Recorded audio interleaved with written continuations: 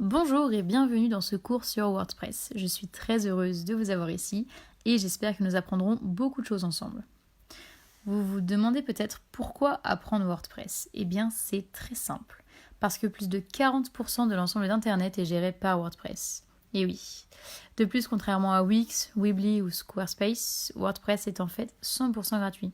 Ça, c'est pratique. Alors, apprenons à créer des sites web grâce à cet outil très puissant qu'est WordPress. Dans ce cours, nous démystifierons le monde passionnant de WordPress, nous verrons comment fonctionne ce constructeur de sites web, nous explorerons ensuite de nombreuses intégrations disponibles et verrons comment installer, ajouter et utiliser tous les plugins WordPress utiles dont nous pourrons avoir besoin. Bon alors, sans plus tarder, commençons. Nous allons nous intéresser à la partie théorique, comme ce qu'est WordPress et comment ça marche. WordPress est un système de gestion de contenu, c'est-à-dire que nous lui fournissons du contenu pour construire notre site web. Et oui, c'est très simple, vous n'avez pas besoin de compétences de codage pour créer votre site web. WordPress a deux fonctionnalités. Il nous permet d'héberger et de créer des sites web. Dans un premier temps, en ce qui concerne l'hébergement, cela signifie que nous pouvons acheter notre hébergement directement auprès de WordPress. Cependant, il est également possible d'acheter votre domaine et votre hébergement auprès d'autres sociétés d'hébergement, évidemment. Cela dépend totalement de l'utilisateur et du type d'hébergement qu'il souhaite. En ce qui concerne la création des sites web, nous pouvons utiliser WordPress pour créer tout type de site. Par exemple, vous pouvez créer une boutique en ligne, un portfolio de freelance ou un simple blog.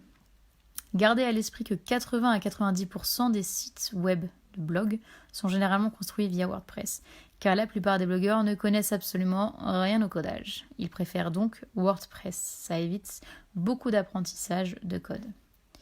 N'oublions pas qu'il s'agit d'un logiciel et que nous pouvons facilement créer des sites web les plus spectaculaires et inimaginables grâce à des modèles, et il en existe des milliers de thèmes parmi lesquels nous pouvons choisir.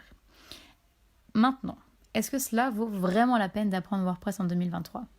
Eh bien, si vous souhaitez créer des sites web personnels, vous devez absolument utiliser WordPress. Pourquoi ? Parce que c'est simple d'usage. Très simple d'usage.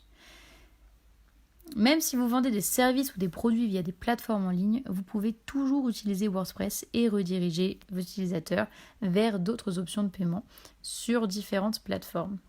Gardez aussi à l'esprit que WordPress est principalement utilisé à des fins de conception et qu'il existe évidemment d'autres alternatives disponibles pour des niches plus spécialisées.